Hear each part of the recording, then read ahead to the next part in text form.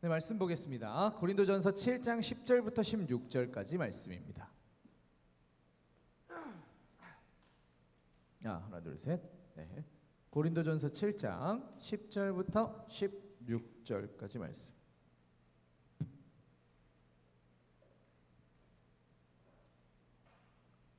네, 한 절씩 교독할까요? 제가 먼저 읽습니다.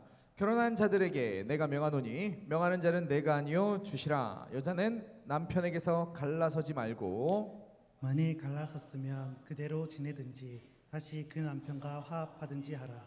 남편도 아내를 버리지 말라. 그 나머지 사람들에게 내가 말하노니 이는 주의 명령이 아니라 만일 어떤 형제에게 믿지 아니하는 아내가 있어 남편과 함께 살기를 좋아하거든 그를 버리지 말며 어떤 여자에게 믿지 아니하는 남편이 있어 아내와 함께 살기를 좋아하거든 그 남편을 버리지 말라. 믿지 아니하는 남편이 아내로 말미암아 거룩하게 되고 믿지 아니하는 아내가 남편으로 말미암아 거룩하게 되나니 그렇지 아니하면 너희 자녀도 깨끗하지 못하니라. 그러나 이제 거룩하니라. 혹 믿지 아니하는 자가 갈리거든 갈리게 하라. 형제나 자매나 이런 일에 구애될 것이 없느니라. 그러나 하나님은 화평 중에서 너희를 부르셨느니라. 함께 읽겠습니다. 아내된 자여 내가 남편을 구원할는지 어찌 알 수 있으며 남편된 자여 내가 내 아내를 구원할는지 어찌 알 수 있으리요. 아멘. 네. 지난주 본문에서 사도 바울은 조심스럽게 결혼에 대한 자신의 견해를 전했습니다. 이러한 사도 바울의 조심스러운 태도, 결혼에 대해서 하나님의 말씀을 전하면서 결혼에 대해서 고린도 교회 성도들에게 권면하면서 사도 바울이 조심스러운 태도를 가졌다라는 건요, 지난주에 살펴봤던 7장 6절 말씀에 잘 드러나 있습니다. 그러나 내가 이 말을 함은 허락이요 명령은 아니니라. 특별히 지난주 살펴본 말씀의 말미에서 끝부분에서 사도 바울은 결혼하지 아니한 자들과 혼자 된 과부들에게 자신과 같이 지내는 게 어떻냐, 절제할 수 있으면, 성욕을 버텨낼 수 있으면 나와 같이 이렇게 혼자 그냥 주의 일을 하는 게 어떻냐라고 권면했어요. 그리고 오늘의 본문은요, 그에 이어서 결혼한 자들에 대한 권면으로 시작하고 있습니다. 자, 오늘 본문 10절 전반부 말씀. 결혼한 자들에게 내가 명하노니 명하는 자는 내가 아니라 주시라. 내가 아니요 주시라. 자, 여기서는 명령이다 확실히 하고 있죠. 지난주에는 이거 명령 아니라 허락이야 라고 얘기를 했는데 여기서는 이건 명령이야 라고 얘기하고 있습니다. 심지어 자기 자신만의 명령이 아니라 주님의 명령이다 라고 이야기를 하면서 결혼한 자들에게 더없이 강하게 말씀을 전달하고 있어요. 자, 그러면 결혼한 자들에게 더없이 강하게 전달되고 있는 이 말씀의 내용이 무엇인가? 그 이어지는 10절 하반절부터 11절까지 말씀 보시면요, 여자는 남편에게서 갈라서지 말고 만일 갈라섰으면 그대로 지내든지 다시 남편과 화합하든지 하라. 남편도 아내를 버리지 말라. 저기 보시면요, 갈라서지 말라, 버리지 말라. 자, 이미 결혼한 자들에게 지금 뭘 명령하고 있는 거예요? 이혼하지 말라 라고 강하게 명령하고 있습니다. 그것도 자기 자신의 말이 아니라 주님의 명령이라고 못 박으면서 말이죠. 그렇습니다. 분명히 합니다. 결혼하신 로스 분들, 예수 믿는 사람은 이혼을 선택할 수 없습니다. 그건 예수 믿는 사람에게 있는 선택지가 아닙니다. 왜 그러냐? 결혼이라는 것은 다름 아닌 하나님이 짝지어 주신 것이기 때문입니다. 예수님께서도 언제 이혼하면 되냐라는 바리새인들의 질문에 이렇게 대답하십니다. 예수께서 대답하여 이르시되 사람을 지으신 이가 본래 그들을 남자와 여자로 지으시고 말씀하시기를 그러므로 사람이 그 부모를 떠나서 아내에게 합하여 그 둘이 한 몸이 될지라 하신 것을 읽지 못하였느냐. 그런즉 이제 둘이 아니요 한 몸이니 그러므로 하나님이 짝지어 주신 것을 사람이 나누지 못할지니라 하시니. 이게 성경의 관점입니다. 결혼은 두 사람이 부모를 떠나 한 몸이 되는 것입니다. 하나가 되는 거예요. 그리고 그것은 사람들이 서로 합의하여 내가 너와 함께 하기로 한 게 아니라 신적인 결합으로 하나님께서 직접 짝지어 주신 것이다 라는 겁니다. 그러니 예수님도 말씀하십니다. 나누면 안 된다가 아니라요, 나누지 못한다. 애초에 이게 불가능하다라는 거예요. 오늘날도 참 이혼이 쉬운 세상입니다. 그렇죠? 그렇습니다만 이 성경이 기록되던 로마 시대에도 이혼은 흔한 거였어요. 특별히 이혼을 남자가 원할 경우엔 더더욱 그랬습니다. 오늘날에는 이혼을 위해서 서류도 작성해야 되고 협의 이혼임에도 불구하고 4주간의 조정 기간들이 들어가죠. 그러나 당시 이 성경이 기록되던 당시에는요, 남편이 라틴어로 이렇게 얘기하면 돼요. 당신 것 가지고 가라. 한마디만 하면 이혼이 완성되었습니다. 이게 이혼 절차의 전부였다는 말입니다. 바울과 동시대 사람인 세네카라는 철학자는 당시 여자들의 나이를 그동안 겪었던 남편들의 숫자로 어림짐작할 수 있다라고 얘기할 수 있을 정도로, 그러니까 그대가 몇 살이죠? 몇 살이지? 서른이니까 34입니다.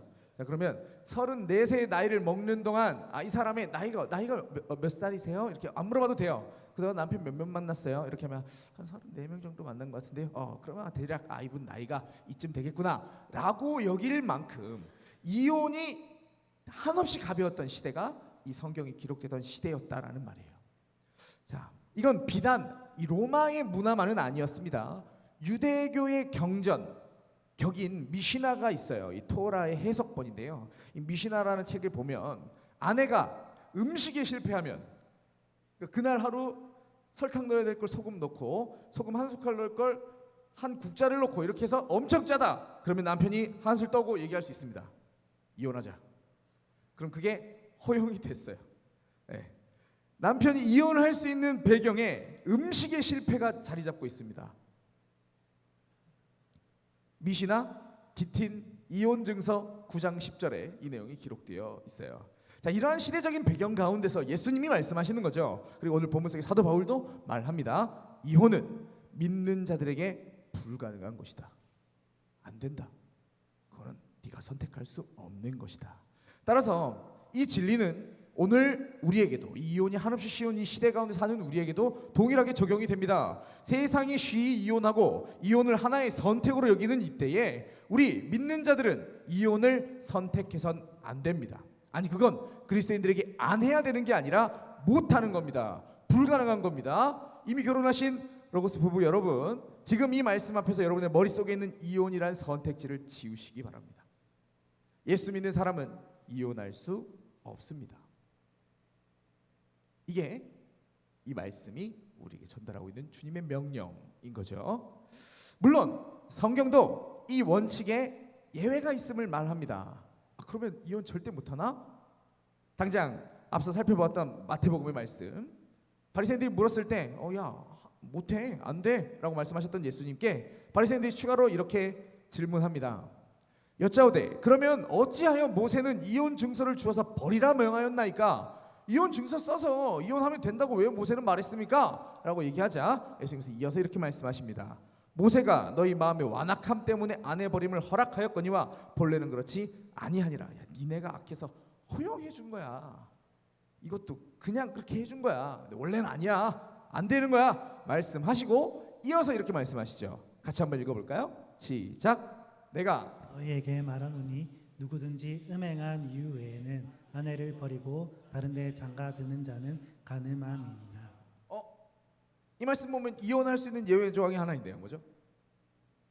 음행. 그렇죠? 여기서는 남자에게 그 초점이 맞춰져 있긴 합니다만 남녀가 동일합니다. 배우자가 바람 펴서 다른 여자와 혹은 다른 남자와 음행을 하지 않는 이상 그리스도인은 이혼을 선택할 수 없다라는 거예요. 그러면 하나님이 짝지어준 걸 사람이 나눌 수 없다고 그랬는데 왜 음행은 허락이 되는 거냐? 왜 이건 예외냐? 이건 제가 십계명 설교했을 때도 언급했던 기억이 있는데요. 하나님께서는 죽음을 명하는 반드시 사형시켜야 되는 죄악들을 몇 가지 말씀하시는데 그것들은 두 가지로 정리할 수 있습니다. 하나는 하나님께 직접 범죄하는 것, 그리고 다른 하나는 생명을 죽였을 경우에 사형이 언도됩니다. 자, 그런데 재밌는 건요, 음행의 죄, 결혼한 이가 다른 이성과 성관계를 가질 때에도 즉시 죽이라, 반드시 죽이라 말씀이 주어집니다. 레위기 20장 10절 누구든지 남의 아내와 간음하는 자 곧 그의 이웃의 아내와 간음하는 자는 그 간부와 음부를 남자든 여자든 반드시 죽일지니라 라고 얘기합니다. 제가 십계명 설교할 때 말씀드린 바 있는데 이게 무슨 의미라고 말씀드렸을까요? 네, 조만간 진짜 토시 하나 안 틀리고 전에 했던 설교 다시 할 거야. 들었는데 이거 판단하시는지 아닌지 내가 보려고. 성경은 간음, 즉 가정을 깨는 이것도요, 삶과 죽음의 문제, 생명과 직결된 문제로 다루고 있다라고 제가 말씀드린 바 있습니다. 하나님이 한 몸이 되게 하셨어요. 자, 그런데 그 한 몸이 스스로 다른 반쪽을 잘라내고 다른 반쪽과 하나 되려고 막 껄떡대면 어떻게 될까요? 이미 갈라져 버린 그 몸이 살아 있는 겁니까? 반으로 쫙 갈라버린 그 몸이 살아 있는 거냐는 거죠. 그렇지 않다라는 겁니다. 간음, 배우자를 버려두고 음행의 죄를 행하는 것은 곧 나와 한 몸이 된 배우자를 죽이는 행위다라는 말이죠. 그렇기 때문에 오늘 본문 속에서 예수님께서 예외적으로 말씀하고 계신 이 음행의 경우에는 이혼을 해도 된다라는 게 아니라요, 이미 죽어버린, 이미 찢어져 버린 가정에 대한 인정의 절차일 뿐이다라는 거예요. 뿐만 아니라 오늘 본문을 보시면, 오늘 우리가 살펴보고 있는 고린도전서 본문을 보시면 사도 바울이 또 다른 예외 하나를 더 언급을 합니다. 오늘 본문에서 조금 밑으로 내려오셔서 15절 말씀 같이 한번 읽어볼까요? 시작. 혹 믿지 아니하는 자가 갈리거든 갈리게 하라. 형제나 자매나 이런 일에 구애될 것이 없느니라. 그러나 하나님은 화평 중에서 너희를 부르셨느니라. 자, 계속해서 버리지 말라, 갈라서지 말라 막 얘기하다가 여기서만 유일하게 갈리게 하라, 이혼해라 라고 말씀해요. 근데 그 이유가 뭐래요? 믿지 않는 사람과 결혼한 경우에, 즉 아내는 신앙이 참 좋은데 남편은 믿지 않는 경우에, 반대로 남편은 신앙이 참 좋은데 아내는 믿음이 없는 경우에, 이때 남편이, 그 불신 남편이 이혼을 원하면 그럼 이혼해. 반대로 그 불신 아내가 이혼을 원하면 그래 그럼 이혼해. 그게 앞서 명령한 그 원칙에 구애되지 않아 라고 말씀하고 있어요. 자, 이 역시 앞서 말씀드린 그 한 몸이라는 이미지로 설명할 수 있습니다.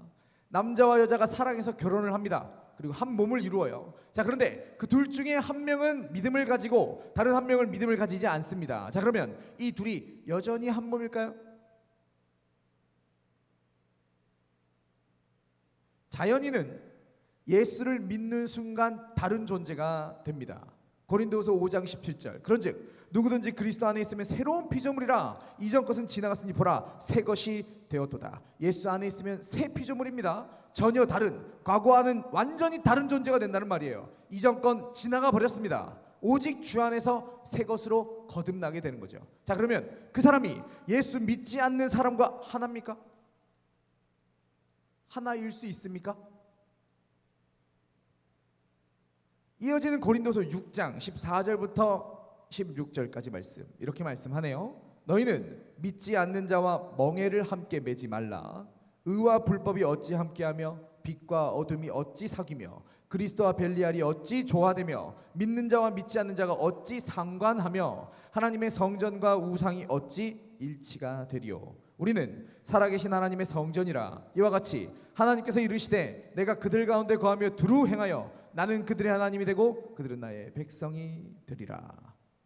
신자들은 불신자들과 멍에를 맬 수 없습니다. 의와 불법이, 빛과 어둠이, 그리스도와 벨리알이라는 그 사탄 마귀가 믿는 자와 믿지 않는 자가, 성전과 우상이 하나가 될 수 없듯이, 그러니 이러한 관점에서 사도 바울은 신자와 불신자가 결혼한 경우에 불신자가 갈라짐을 원하면 이혼을 허용하고 있는 거죠.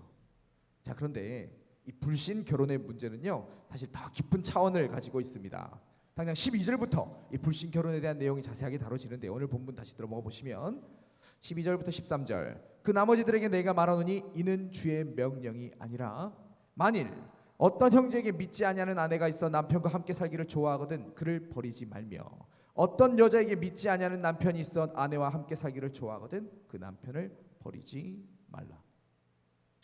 그 나머지 사람들에게 내가 말한다. 앞서 제가 10절부터 11절은 결혼한 사람들에게 주어지는 말씀이다, 명령이다 말씀드렸죠. 자, 그런데 여기서는 더 특수한 경우, 특정한 상황들을 언급하고 있어요. 그리고 그 대상이 한정이 됩니다. 믿지 않는 사람들과 결혼한 불신 결혼 대상자들이죠. 앞서 함께 살펴본 15절에서는 불신 배우자가 이혼을 원하면 이혼이 가능하다, 예외적인 상황을 말씀했어요. 자, 그런데 여기서는요, 이 불신 배우자가 함께하기를 원하는 경우를 지금 말하고 있습니다. 그때는 어떻게 하래요?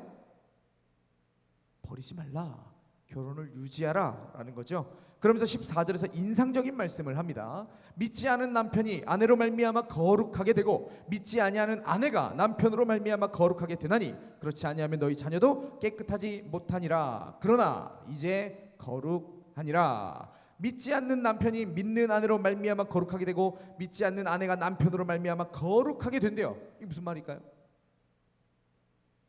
앞서 제가 이 결혼의 신학, 한 몸이 되는 그 신비한 연합에 대해서 말씀을 드렸어요. 자, 그런데 보세요. 예수 믿는 사람이 새 것이 될 때 그 새 것이 된 거룩하게 된 사람과 붙어있는 지체는 어떻게 될까요? 앞서 15절에서는 불신 배우자가 그 신앙을 거부했습니다. 신자와 함께하기를 원하지 않았어요. 그런 경우에는 하나가 되지 못하는 거죠. 이미 갈라져 있으니까. 그러나 오늘 이 본문의 같은 경우 이 14절 13절 14절의 말씀 같은 경우에는요, 함께하기를 원해요. 믿는 자를 사랑해서 한 몸을 유지하기를 원하고 있는 겁니다. 자, 그러면 이 둘이 한 몸일까? 한 몸이죠. 한 몸이란 거예요. 그리고 이 경우에는 믿는 자들이 거룩하게 되기 때문에 그 거룩이 믿지 않는 자들에게도 전달된다라는 말입니다. 물론 여기서 말하는 이 거룩이라는 개념을 말 그대로 구원론적인 개념으로 이해하시면 안 돼요. 구원은 오직 나 개인의 믿음으로만 가능한 것입니다. 내가 믿어서 구원받는 것이지 내가 예수 믿는다고 나와 한 몸이 된 배우자가 자동적으로 구원을 받게 되는 건 아니라는 말입니다. 그러나 한 몸이기 때문에, 그리고 본인이 그 한 몸을 이루기를 원하고 있기 때문에 더없이 가까운 곳에서 그 불신 배우자는 거룩을 경험하겠죠.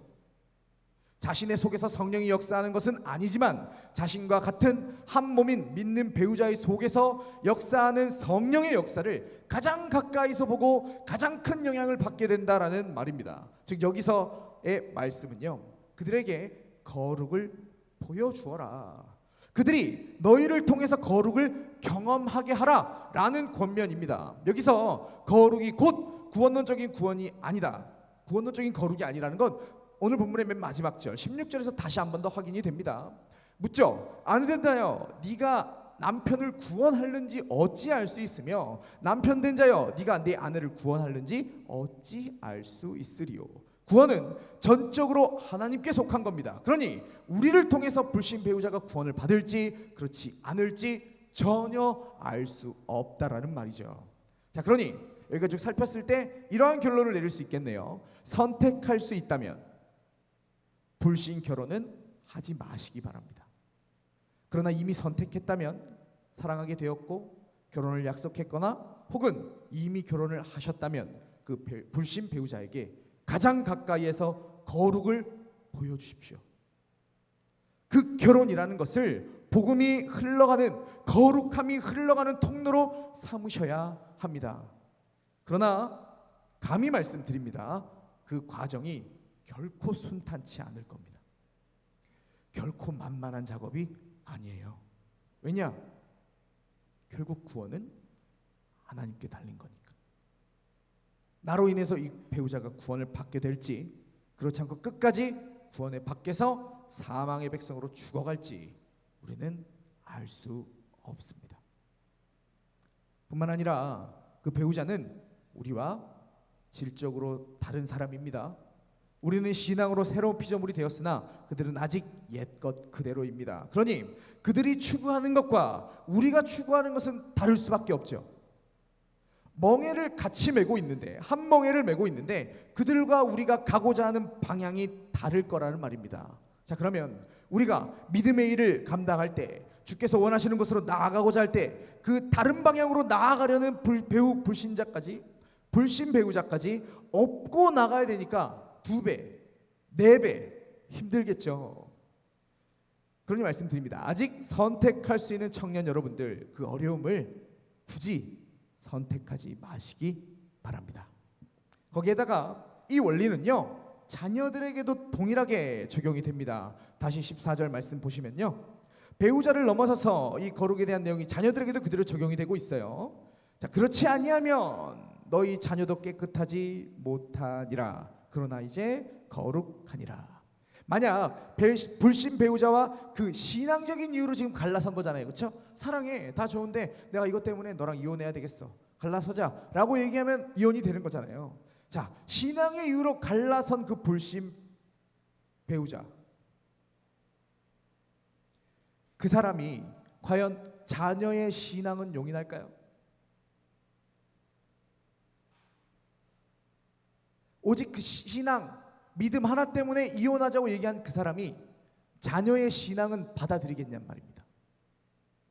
이 본문에 보시면요, 자녀들이 깨끗하지 못하다라고 얘기하고 있죠. 여기 깨끗하지 못하다라는 건 그 아이들이 불결해진다, 막 사망으로 달려간다 이런 건 아니고요, 순수하지 못하다, 순전하지 못하다는 말입니다. 정돈된 하나의 영향을 받지 못하고 신자인 한쪽 부모의 영향과 불신자인 한쪽 부모의 그 둘 모두의 영향을 받게 된다는 말이죠. 신앙을 받아들이지 못해서 갈라선 그 부모이기에 어쩌면 믿는 배우자의 영향이 적도록 자신의 자녀가 신앙적인 영향을 받지 않도록 노력할지도 모를 일이란 말입니다. 자녀의 입장에서 한 부모는 신앙을 가지라 가르칠 것이고 다른 한 부모는 그 신앙을 버리라 가르치겠죠. 이 어찌 혼란하지 않겠습니까? 심지어 양쪽 부모가 모두 신앙으로 아이를 가르쳐도 이 아이가 온전한 신앙을 가질지 그렇지 않을지 모를 일인데, 이렇게 순전하지 않은 영적 영향을 받은 아이가 오죽하겠느냐라는 말이에요. 그러나 부모가 한 몸을 유지하며 불신 배우자가 신앙을 가진 배우자와 함께하기를 원한다면 그 자녀는 역시 거룩합니다. 이 거룩 역시 구원론적인 거룩이 아니라 거룩의 영향을 받는다라는 말입니다. 거룩하신 성령의 역사하심을 가정이라는 테두리 안에서 경험하게 된다는 말이죠. 그리고 그 아이는 아무래도 더 구원에 대해서 긍정적일 수 있겠죠. 자, 여기까지 이 말씀을 통해서 우리는 구원이라는 것이 자동적이 아니라는 것을 다시 한번 확인하게 됩니다. 내가 구원받는다고 내 믿지 않는 배우자가 자동으로 구원받는 것 아닙니다. 내가 구원받았다고 내 자녀가 자동으로 구원받는 것 아닙니다. 심지어 두 부부가 모두 구원을 받았다고 해도 그 자녀가 역시 자동적으로 구원받는 하나님의 자녀가 되는 것은 아닙니다. 구원은 더없이 개인적인 것입니다. 누가복음 17장 34절부터 35절 말씀, 내가 너희에게 이르노니 그 밤에 둘이 한 자리에 누워 있음에 하나는 데려감을 얻고 하나는 버려둠을 당할 것이요, 두 여자가 함께 맷돌을 갈고 있음에 하나는 데려감을 얻고 하나는 버려둠을 당할 것이니라. 내가 믿어야 된단 말이죠. 그리고 내가 사랑하는 그 사람이 믿어야 되는 거예요. 그리고 내가 사랑하는 내 자녀가 믿어야 되는 겁니다. 한 자리에서 같이 자고 있어도, 한 방에서 같이 자고 있는 부부고 자녀들이라도 믿는 자들만 대리움을 받는 거예요. 구원을 받는다라는 말입니다. 구원이 이렇듯 개인적인 것이기 때문에 먼저 믿은 우리의 책임이 더없이 막중한 거죠. 거룩을 살아내야 됩니다. 성령의 역사하심을 보여줘야 됩니다. 내가 예수 믿는다, 믿지 않는 배우자가 그걸 본다면, 그걸 알고 있다면, 그리고 그 삶을 같이 살아가고 있다면 달라야지. 다른 세상 사람들의 부부들과는 다른 모습을 그 믿는 자가 보여주어야 하는 겁니다. 내 삶으로, 언행심사, 나의 모든 것으로 구원받은 자의 삶, 그 거룩을 드러내야 합니다. 그들이 구원받기를 간절히 기도하면서 그들도 주님의 구원에 포함되기를 간절히 원하면서 거룩을 살고 거룩을 보여주어야 한단 말이죠. 자, 마지막으로, 그러면 어떻게 거룩을 보여주느냐? 오늘 전체의 내용을 조망하면서 한 가지만 말씀드릴까 합니다. 자, 오늘 설교 제목이 뭐죠? 주님의 명령입니다. 그렇죠? 오늘 우리가 함께 읽은 이 말씀을요, 주님의 명령이라는 단어를 중심으로 구분해 볼 수 있어요. 몇 절부터 몇 절까지는 주님의 명령이지만 몇 절부터 몇 절까지는 주님의 명령이 아니랍니다. 그렇죠? 어디까지 주님의 명령입니까? 10절, 11절은 주님의 명령입니다. 그럼 12절부터는요? 이 불신 결혼에 대한 본문에서는 사도 바울이 이거 주의 명령 아니야? 못 받고 있죠. 창세기의 말씀과 예수님의 말씀을 기반으로 명확한 주님의 명령이 되는 10절과 11절 말씀이 있고요. 그 말씀을 중심으로 주님의 명령이 아니라 이 편지를 쓰고 있는 사도 바울 개인의 적용이 있습니다. 이혼은 불가하다. 원칙적인 예수님의 말씀을 중심으로 사도 바울은 지금 불신 결혼의 경우까지 확대하여 고린도 교회 성도들에게 답을 주고 있는 겁니다. 물론 사도 바울에게 성령께서 영감하셨기 때문에 이러한 적용도 오늘 우리에게는 주님의 명령으로 제공이 되는 거죠. 그래서 제가 그런 관점에서 여러분에게 설교를 했잖아요, 그렇죠? 그러나 지금 이 마지막 페이지에서 지금 여러분께 말씀드리고 싶은 것은요, 말씀 적용의 원리입니다. 어떻게 거룩을 살 것인가, 어떻게 거룩을 보여주며 살 것인가, 말씀을 적용하며 살아야 된다는 말이거든요. 어떻게 말씀을 적용하는가? 첫째, 이혼, 결혼, 심지어 불신 배우자와의 결혼과 그 세부적인 상황 속에서 자녀들의 문제까지 지나치게 사적이고 디테일한 항목들이죠. 이혼, 결혼, 그런 건 교회나 말씀이 상관하지 못한다. 그건 내 소관이지, 내 결정이지, 전적으로 나의 삶이고 나의 일이다. 그건 영적이지 않다라고 말할 수 없다라는 말입니다.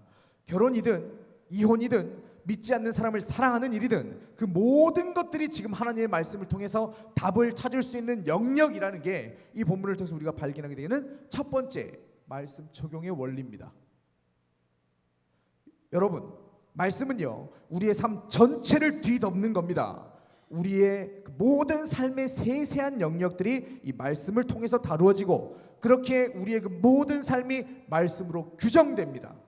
이건 말씀을 벗어나 내 마음대로도 괜찮다고 여기고 있는 그런 영역 혹시 없으십니까?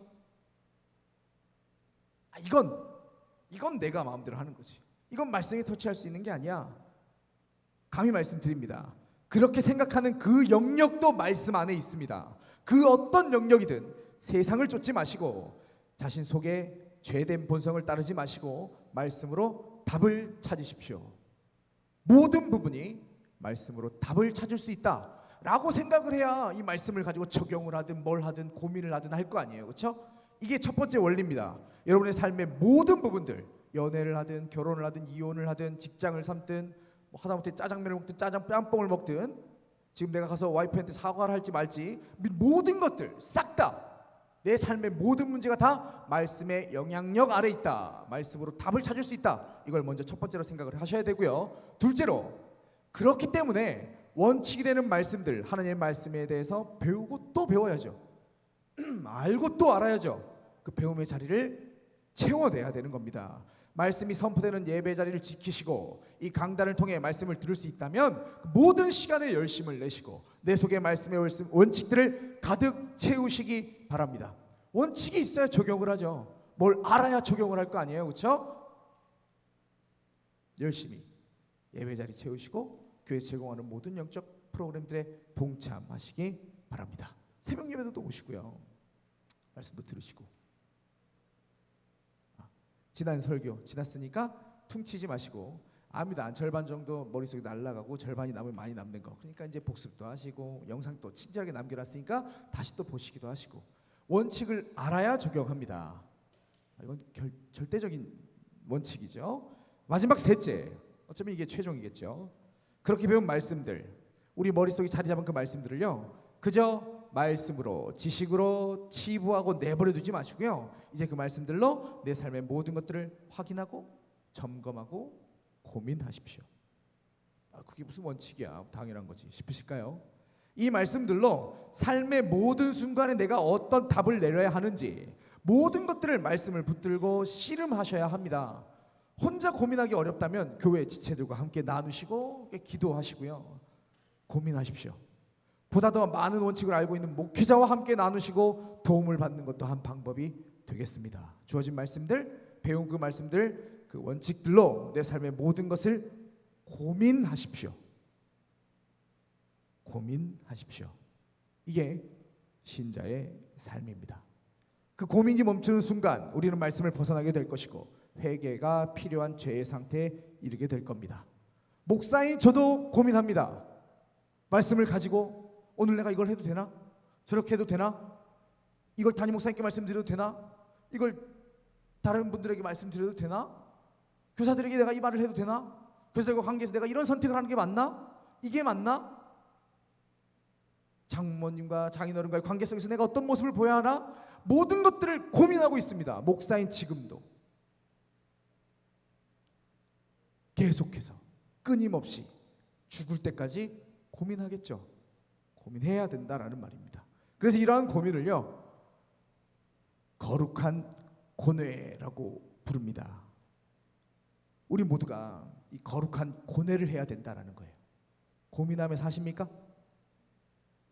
내가 이 직장에 갈지, 저 직장에 갈지, 퇴직할지, 이직할지, 이 남자랑 사귈지, 결혼할지.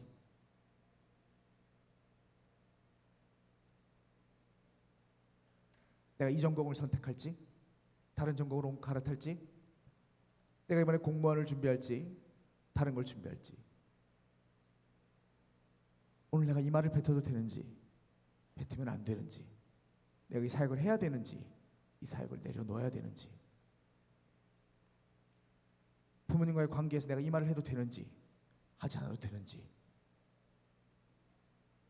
고민하세요?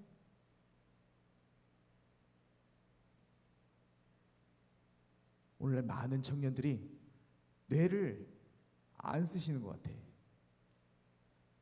자신의 인생과 자신의 삶을 위해서 뇌를 한계까지 막 카페인을 몸에 적셔가면서 고민하시면서 모든 것들을 하시죠. 이 주식을 살지 말지, 뺄지 말지 고민하셔요. 근데 이 고민이 거룩한 고민이 아니라는 거예요. 신앙과 아무 상관없는 나만의 고민이죠.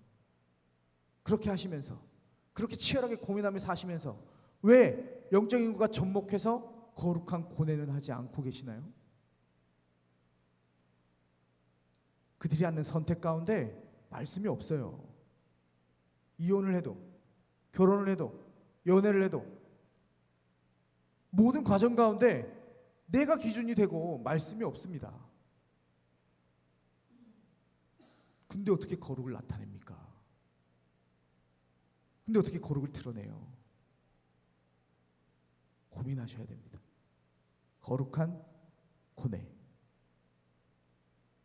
본능적으로, 즉흥적으로 답을 내리지 마시고 고뇌하십시오.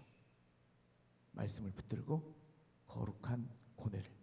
내 안에 원칙이 부족하다. 아직 내 안에 말씀에 대한 배움이 부족하다. 그러면 보다 많이 알고 있는 자들에게 물으시면 됩니다. 이런 경우에는 어떻게 해야 됩니까? 나와 함께 믿음 생활을 하는, 그리고 먼저 그 고민들을 지나왔던 자들에게 물어보실 수 있죠. 이때는 우리가 믿음의 선택을 어떻게 해야 되니? 형은 어떻게 하셨어요? 그게 어려우면 목회자에게 하시면 되죠. 그런 걸 답을 내기 위해, 그런 것에 답을 드리기 위해, 같이 고민하기 위해 서 있는 사람이거든요. 섣불리 대답하지 않습니다. 결단코 목사님 이혼 너무 힘든데 이혼하면 될까요? 제가 이혼하면 안 됩니다. 돌아가십시오. 절대 이렇게 하지 않습니다. 상황을 듣고 고뇌하겠죠. 같이 고민하겠죠. 그리고 사도 바울이 한 것처럼 말씀드리겠죠. 원칙으로는 하면 안 됩니다. 주님이 기뻐하시지 않습니다. 그러다가 고민해 봅시다. 진짜 해야 하는가 말아야 하는가? 무엇이 주님이 기뻐하시는 일인가? 자매님이, 형제님이 이걸 버티실 수 있는가? 같이 고민해 봅시다. 기도해 봅시다. 하겠죠. 물론 그렇게 보이는 거 알아요. 안 돼! 돌아가십시오! 무슨 그런 질문을 그렇게 얘기할 수 있는 인간처럼 보이는 거 아는데 절대 그렇게 하지 않는다라는 거, 같이 고뇌할 거라는 거, 그대의 고뇌에 조금이나마 도움을 드리며 함께 그 거룩한 고뇌를 해 나갈 거라는 거 감히 이 시간에 약속드립니다. 거룩한 고뇌, 이게 세 번째 원칙입니다. 무책임하죠. 딱딱딱 적용할 수 있는 걸 드리면 좋겠는데 고민하라니. 근데 이것 말고는 답이 없습니다. 상황이 너무 많고 상황이 너무 또 다르죠. 그러니까 그 상황 속에 딱 맞는 하나님의 답을 찾기 위해 치열한 고민들이 있어야만 한다라는 거 기억하시면 좋겠습니다. 이런 삶을 살 때 우리에게 거룩이 드러나게 될 것이고, 그것을 통해 주님이 일하실 것이고, 우리가 사랑하는 자들이 주님의 품으로 돌아오는 놀라운 역사를 우리가 함께 기쁨으로 맞이하게 되겠죠. 찬양팀들은 등단해 주시고요. 오늘은 고린도전서 7장 10절부터 16절의 말씀을 살펴보았습니다. 이혼하지 말라, 하나가 되었다면 갈라지지 말라, 이게 주님의 명령입니다. 뿐만 아니라 우리가 삶에서 거룩을 드러내야 한다는 건 역시 주님의 명령이고, 그 주님의 명령을 붙들고 삶에서 거룩한 고뇌를 해야 된다는 것까지 오늘 우리가 이 본문을 통해 확인할 수 있는 주님의 명령들입니다. 사랑하는 청년교구 여러분, 이러한 주님의 명령에 온전히 순종하며 나가는 우리가 되기를 소원합니다. 물론 쉽지 않겠죠. 그러나 명령하신 그분이 이 말씀을 이루실 것입니다. 주님의 말씀을 우리 발의 등으로, 우리 길의 빛으로 삼고 그 말씀에, 그 명령에 온전히 순복하며 나아가는 우리가 되기를, 그래서 우리를 통해 주님의 거룩이 드러나고 우리가 사랑하는 그 모든 자들이 구원받게 되기를 시간 주님의 이름으로 간절히 축복합니다.